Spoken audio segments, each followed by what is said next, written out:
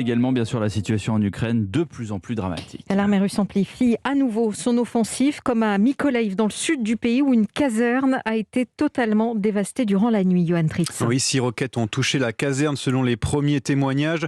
200 soldats étaient présents dans ce bâtiment de cette ville stratégique sur la route du port d'Odessa. Au moins 50 corps ont déjà été extraits des décombres selon un soldat sur place, mais impossible toutefois de faire encore un bilan officiel suite à cette frappe russe qui s'est abattue au petit matin, comme l'explique le gouverneur fédéral de Mykolaiv, Vitali Kim.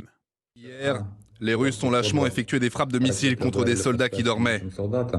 Une opération de secours se poursuit toujours. Je ne veux pas en parler car j'attends les données officielles des forces armées ukrainiennes pour indiquer les chiffres exacts. Nous nous préparons pour la saison des semailles, nous livrons des produits, nous évacuons des personnes.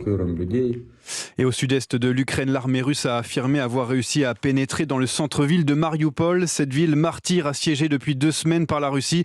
Des combats ont lieu dans les rues de la cité portuaire. Aujourd'hui, Volodymyr Zelensky a publié une nouvelle vidéo. Le président appelle la Russie à revenir à la table des négociations.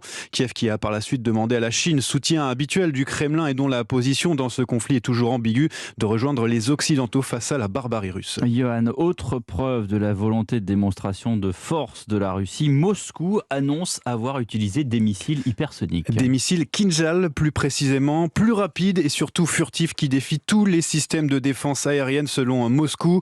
La Russie a déclaré l'avoir utilisé pour la première fois pour détruire un entrepôt souterrain d'armement dans l'ouest de l'Ukraine. Et Johan Tritz, alors que sont ces missiles hypersoniques Kinjal? Écoutez les explications de Jean-Marc Tanguy, journaliste au magazine Air et Cosmos, spécialiste aviation.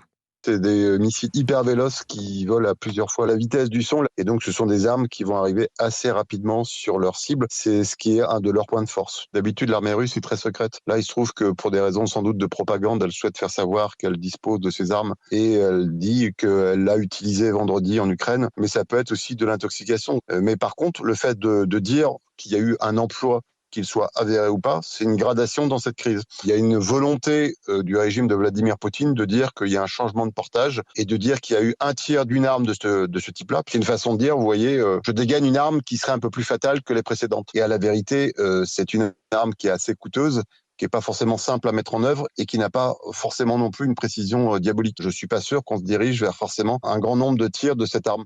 Jean-Marc Tanguy au micro européen de Nina Droff. Et avec ce conflit, la crise humanitaire s'amplifie. Plus de 3 millions